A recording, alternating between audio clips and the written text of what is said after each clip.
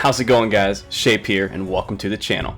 This video is going to cover how I made 2 million gold in the last month in patch 8.3 with only a few hours of farming each day. I recorded the data in a Google Sheet so I would be able to easily show you guys the breakdown of all the farming techniques and the amount of time that went into this. I am also going to break down the actual farms I did for the different methods on this list, and I'll show you guys how to do it too. So with that said, let's hop into it and find out what those methods are. Be sure to turn on your notifications, make sure you have that bell rung, and drop a like so you don't miss any of my future content. If you have any questions, drop a comment or tweet at me.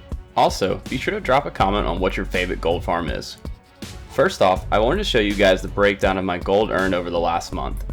As you can see, I have broken down the categories into Primal Fire, Primal Air, Questionable Meat, Dredged Leather, Bloodstained Bones, Xenanthid, Raw Gold, and finally Mount Sales.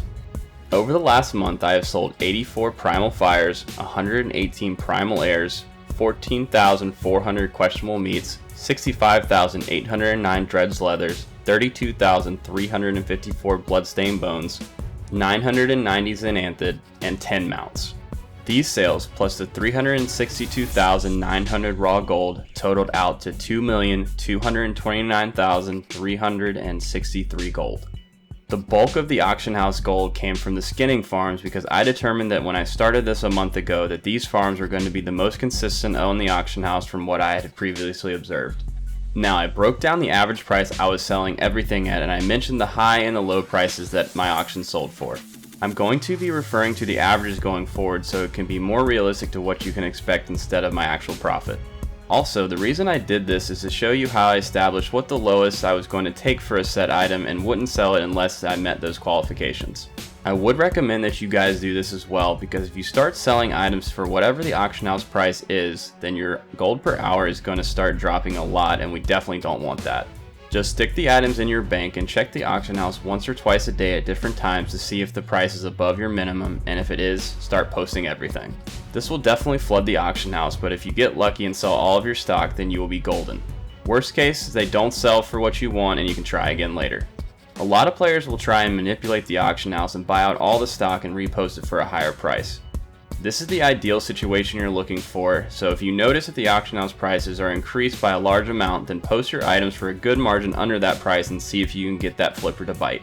Other players will also see your items as much lower than the rest and think they're getting a steal if they don't usually purchase those items.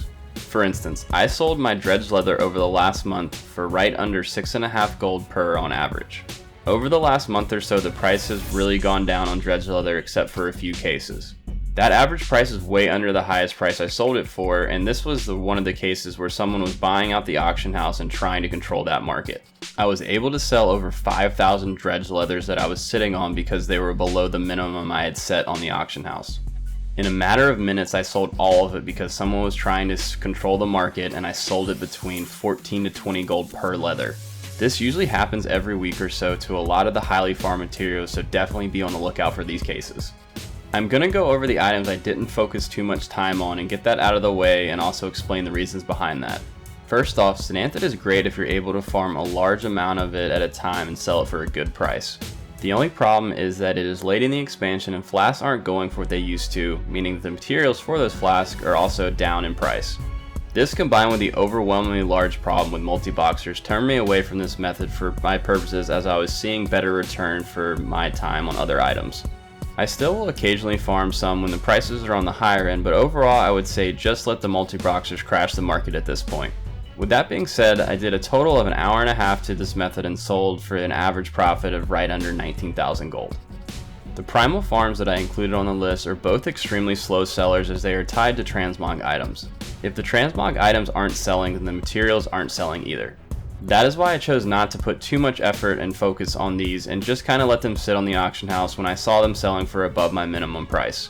I only invested about 8 hours of my time into this for the last month, but for those 8 hours I was able to turn that into a little over 85,000 gold in profit, or a little over 10,000 gold an hour. Not the best gold per hour, but certainly not the worst either. The locations for the Primal Airs is going to be in the Outlands. What you want to do is head to the Shadow Moon Valley in the Outlands and go between the Sanctum of Stars and the Dragon Maw Fortress. Here you're going to be looking for enraged air spirits and collecting motes of air from them. The location of the Primal Fires is going to keep you in the Outlands, and you need to head over to the Hellfire Peninsula to the Throne of Kil'jaeden. Here you'll be looking for motes of fire that are dropped by the incandescent Fellsparks. Again, I wouldn't prioritize these, but they are a good slow seller to have on the auction house, and when they do sell, it turns into a nice profit. Now, the next few items on the list are all tied together and you can do them all at the same time. So if you're wondering why the monthly hour column adds up to be more than 111 hours it took me to complete these farms, that is why. The best place to farm questionable meat, dredged leather, and bloodstained bones together is in the Vale of Eternal Blossom, and you're going to be targeting the Thundermaw packs. This method was a lot better a few months ago, but if you hold on to your items until your minimums are met, then you can still see a huge return. For the most part, the questionable meat and bloodstained bones were easy to sell, and I didn't have to hang on to them too long. I already went over the case about the dredged leather, as this item sees huge fluctuations in price, and it is best to hold on to for longer periods of time to really see a good return.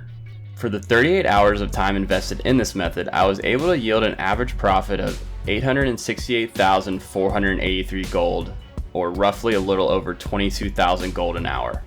As long as the auction house stays consistent, I still think this is one of the best farms you can be doing right now.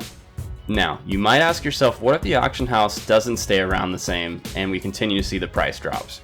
Don't worry, that is why a large amount of my time also went into farming raw gold.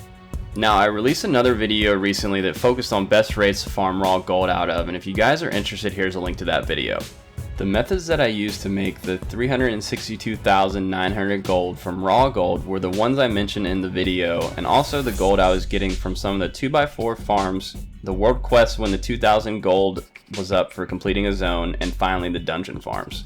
Now, the raids that you want to focus on every week on every difficulty and on as many characters as you have are the Siege of Orgrimmar, Emerald Nightmare, High Maul, Blackrock Foundry, and Hellfire Citadel. If you run all these raids on all difficulties once a week, then you will average roughly 30,000 raw gold per character.